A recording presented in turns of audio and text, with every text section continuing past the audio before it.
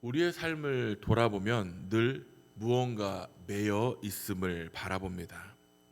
일이 잘 안 풀리면 일 걱정 때문에, 또 가정에 문제가 생기면 가장 걱정 때문에, 또 건강이 흔들리면 건강 문제 때문에 그 마음이 붙잡히게 된다는 것이죠. 그러나 그 자체가 나쁜 것은 아닙니다. 삶을 사랑하기에 때로는 염려 속에 있을 수 있습니다.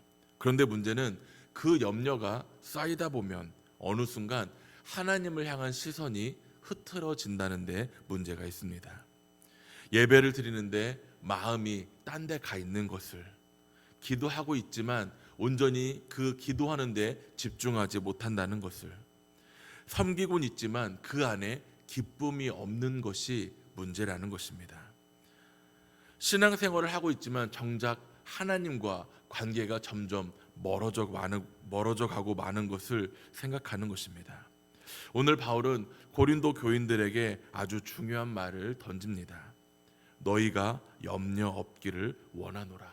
그리고 그 이유를 분명히 이야기합니다.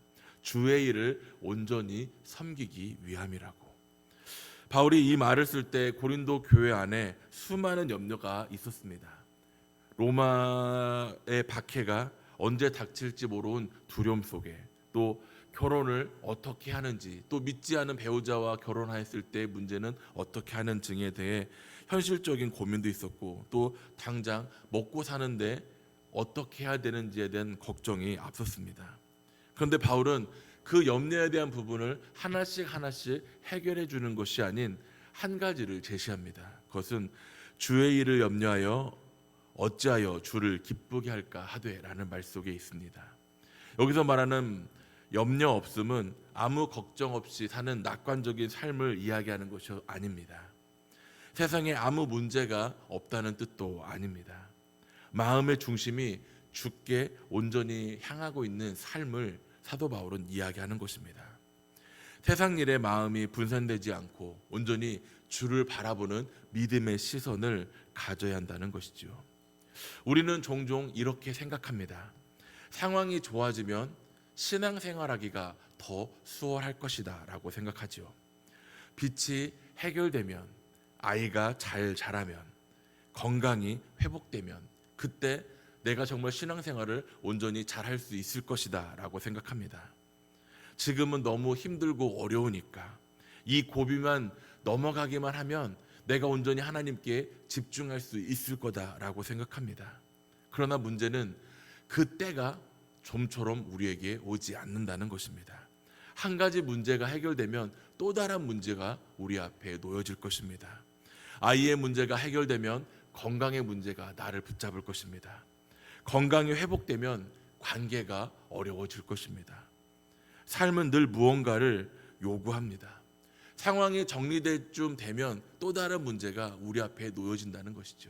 우리가 생각하는 이때 좋아질 그때가 우리가 사는 이 날 동안 결코 쉽게 오지 않는다는 것입니다. 그러니 상황이 좋아지기를 기다려지기보다는 온전히 주를 바라보는데 더 집중하는 신앙이 우리 안에 있어야 한다는 것입니다. 우리가 모르는 사이에 상황이 좋아지기를 기다린다는 모습은 하나님과 나의 삶을 저울질하는 모습과 같음을 우리는 생각해야 합니다. 사도 바울은 이야기합니다. 순서가 아닌 주를 향한 시선이 먼저 고정될 때 비로소 그 모든 염려를 내려놓을 수 있다는 것입니다. 시편 16편 8절에 보면 이렇게 말씀합니다. 내가 여호와를 항상 내 앞에 모심이며 그가 나의 오른쪽에 계심으로 내가 흔들리지 아니하리로다. 흔들리지 아니할 수 있는 이유는 상황이 좋아서가 아닙니다. 주를 먼저 내 앞에 모셨기 때문에, 내 안에 주님이 있기 때문에, 내가 주님이 나와 함께 한다는 그 믿음의 확신이 있을 때 우리는 흔들리지 않을 수 있다는 것입니다. 주를 향해 시선을 고정하는 것, 문제를 외면하는 것이 아닙니다. 문제보다 더 크신 하나님을 바라보는 것이 우리의 신앙 안에 있어야 한다는 것입니다. 염려가 없어서 주를 바라보는 것이 아닌 염려가 있지만 그 염려 속에서도 주를 신뢰하며 주를 바라볼 수 있는 신앙이 우리 안에 있어야 한다는 것입니다. 그럴 때 비로소 모든 상황 가운데서도 그 걱정과 근심이 앞서지만 주를 붙잡을 수 있는 믿음이 우리 안에 생겨질 것입니다. 이것이 바로 사도 바울이 고린도 교회를 향해 그리고 오늘 말씀을 듣는 우리에게 던지는 메시지입니다. 33절과 34절을 보면 바울은 결혼한 사람과 결혼하지 않은 사람들을 비교합니다. 결혼하지 않은 사람은 주의 일을 염려하여 어찌하면 주를 기쁘게 할까 생각하지만 결혼한 사람들은 세상 일에 매여 어찌하면 아내 혹은 남편을 기쁘게 할까 생각한다고 이야기합니다. 그러나 여기서 바울은 결혼 자체를 나쁘게 말하는 것이 아닙니다. 이 본문 전체 흐름에서 바울은 결혼도 하나님의 선물이라고 분명 말하고 있음을 찾아봅니다. 사도 바울이 독신을 권하는 것도 독신을 더 거룩해서가 아니라 당시 고린도 교회의 상황이 어려움 속에 더 자유할 수 있는 모습이 이 독신의 모습 속에 있기 때문에 그렇게 이야기하는 것입니다. 사도 바울이 말하는 핵심은 단 한 가지입니다. 마음이 나누어지는 것을 이야기하는 것입니다. 34절에 보면 그 표현이 바로 나옵니다. 마음이 갈라지며라고 말씀하고 있죠. 마음이 나뉜 사람은 방향을 동시에 붙잡으려 하는 사람을 의미합니다. 하나님도 섬기고 싶고 세상도 놓치고 싶어 하지 않는 마음이라는 것이죠. 예배를 드리고 싶고 내 욕심도 포기하지 않고 싶어 하는 마음입니다. 주님의 뜻도 중요하지만 내 계획 역시 중요하여 포기하지 않는 마음을 의미합니다. 그러나 그 결과 어느 쪽도 온전히 붙잡지 못함을 사도 바울은 이야기하는 것입니다. 옛말에 이런 말이 있습니다. 2마리 토끼를 잡으려다 한 마리도 잡지 못한다는 말이 있습니다. 예수님도 마태복음 6장에 이렇게 말씀하십니다. 한 사람이 두 주인을 섬기지 못할 것이니 혹 이를 미워하고 저를 사랑하거나 혹 이를 중히 여기고 저를 경히 여김이니라. 두 주인을 동시에 섬기려다 보면 결국 그 두 주인 모두 충성하지 못한다는 의미를 예수님께서도 말씀하셨습니다. 고린도 교회 성도들은 세상에 살면서 세상의 요구에 끌려가고 있었습니다. 사도 바울은 그 점을 안타까워하며 이렇게 권면하는 것입니다. 그리고 이렇게 말하는 것이죠. 마음이 나뉘어 있으니 온전히 섬기는 것조차 집중하지 못한다고 이야기하는 것입니다. 35절이면 내가 이것을 말하면 너희의 유익을 위하며 너희에게 올무를 놓으려 함이 아니니 오직 너희로 하여금 이치에 합당하게 하여 흐트러짐 없이 주를 섬기게 하려 함이라. 사도 바울은 자신의 권면이 명령이 아님을 먼저 분명히 말합니다. 묶어두려는 것이 아닌 유익을 주려 한다고 이야기하는 것입니다.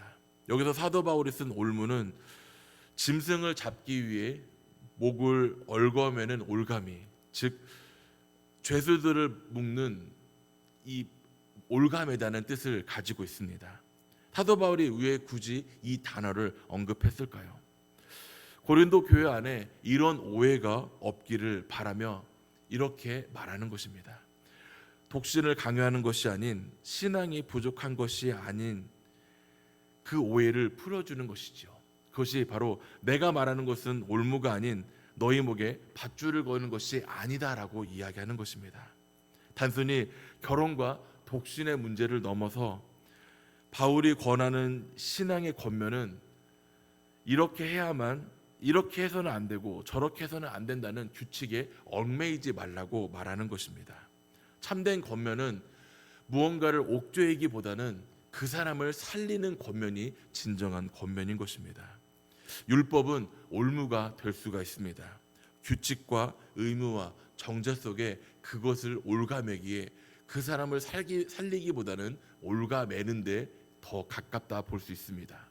그러나 복음은 앞서 보았던 35절 말씀 속에서 너희의 유익을 위함이요 너희에게 올무를 놓으려 함이 아니라는 말씀과도 같음을 찾아봅니다. 마태복음 11장 30절에서도 예수님께서 이렇게 말씀하십니다. 이는 내 멍에에 쉽고 내 짐은 가벼움이라 하시니라. 이 말은 주를 섬기는 삶이 무거운 짐이 아닌 오히려 쉼이 된다는 것을 이야기합니다. 그 말씀과 오늘 바울의 말씀이 같은 방향을 가리킵니다. 마지막 부분에서 흐트러짐 없이 주를 섬기게 하려 함이라는 이 말은, 흐트러짐에 없이라는 이 원어의 뜻은 분산되지 않은, 끌려가지 않은, 오로지 한 곳을 향해 집중된다는 뜻을 가지고 있습니다. 사방이 당기는 힘은 이리저리 끌려가지 않는 상태입니다. 사도 바울이 꿈꾸는 신앙의 모습은 마음이 사방으로 흘러가지 않고 온전히 주를 바라보는 신앙의 모습을 가리키는 것입니다. 일이 바빠도, 삶이 복잡해도, 삶이 어려워도 그 마음의 중심만은 온전히 하나님을 바라보는 시선을 이야기하는 것입니다. 바람이 불어도 뿌리가 깊은 나무는 그 나무가 흔들리지 않고 뽑혀지지 않습니다. 우리의 중심이 어디로 향하고 있는지, 어디를 바라보고 있는지, 어디에 묶여 있는지를 오늘 새벽 이 시간 말씀을 통하여 돌아볼 수 있기를 바랍니다. 사도 바울은 사명감에 묶여 있지 말라고 말합니다. 억지로 집중하라고 강요하고 있지도 않습니다. 그는 이렇게 이야기합니다. 너희의 유익을 위함이라고. 흐트러짐 없이 주를 섬기는 것, 그것이 결국 우리를 가장 좋은 곳으로 이끌어가는 모습임을 바라보길 바랍니다. 가끔 우리가 신앙생활을 하면서 특히 믿지 않는 가족들이 있을 때 내가 하나님 앞에 온전히 주를 섬기는 이 모습이 오히려 아이들에게, 자녀들에게, 배우자에게 좋지 않은 영향으로 흘러가진 않은가라고 걱정하는 모습이 있을 때도 있습니다. 그러나 우리가 온전히 주를 신뢰하며 주께 내 마음을 온전히 맡길 때 하나님께서 나의 모든 상황을 붙잡아 주시고 해결하여 주신다는 사실을 기억하시길 바랍니다. 우리가 은행에 돈을 맡겼을 때를 한번 생각해 보십시오. 우리가 은행에 돈을 맡기고 그 돈이 없어질까, 그 은행 앞에서 전전긍긍하며 걱정하며 바라보시는 분이 있으십니까? 아마 여기 앉아 계신 분 가운데 단 한 분도 은행에 돈을 입금하였을 때 그 돈이 없어질까 봐 걱정하는 분이 없을 것입니다. 이처럼 우리의 문제를 하나님께 맡겼다면 그 문제가 해결되기를 바라보며 걱정하는 것이 아니라 하나님께 맡겼다면 안심하고 오히려 그 문제를 해결하기 위해 믿음의 몸부림으로 하나님께 더욱더 달려나갈 수 있는 믿음의 신앙이 되길 바랍니다. 흐트러짐 없이 주를 섬기는 삶은 완벽한 삶을 의미하는 것이 아닙니다.